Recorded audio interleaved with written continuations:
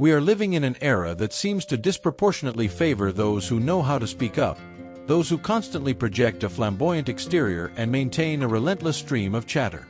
In this high-decibel context, quiet people are often viewed as outliers, misfits labeled as insecure, socially awkward, or lacking in leadership potential. However, there is a profound truth that the masses often overlook. Silence is not a synonym for emptiness. The phrase, "You don't talk much, do you?" is a cliché that introverts and observers hear all too often. Yet, behind that silence lies a psychological machinery far more complex than what meets the eye. The reality is that they do not lack communication skills. Rather, they are exercising a power that many struggle to master. The power to choose the environment in which they reveal their true selves. Modern psychology has proven that human behavior is not merely shaped by fixed personality traits, but is heavily influenced by states and context.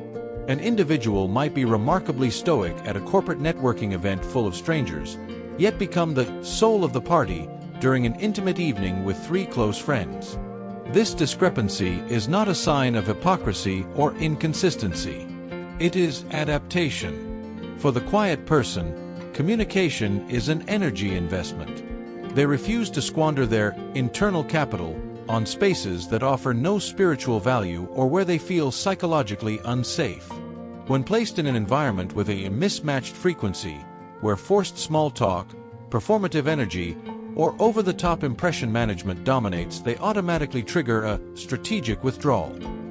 They observe, they listen, but they do not participate. Simply put, they feel no connection.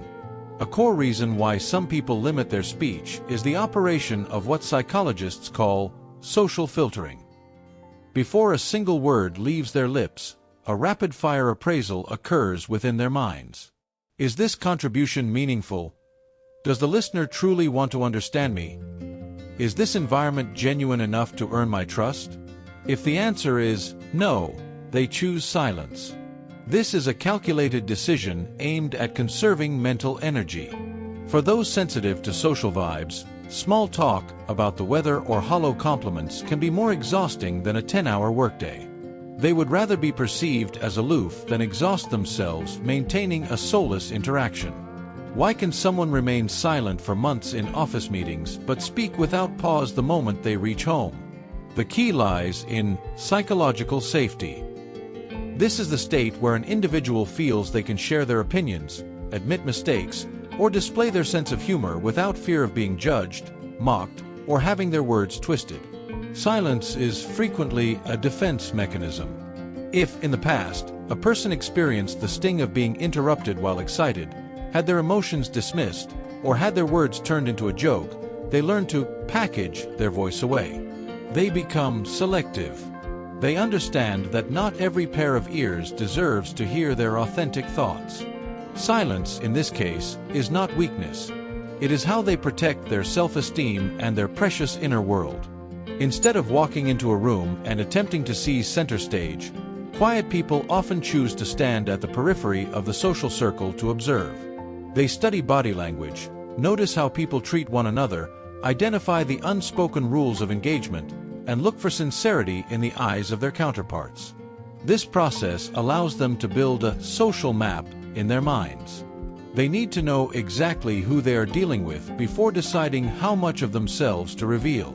This often makes them individuals of high emotional intelligence, EQ, even if they don't broadcast it through speech.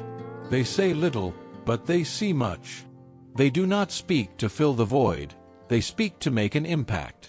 Living authentically is a top priority for those who stay quiet. They have a natural allergy to artificiality.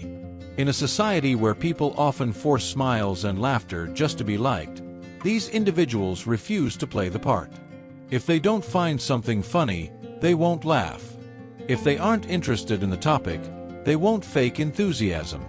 This emotional bluntness is sometimes misread as rudeness. In reality, it is a sign of respect, for themselves and for others.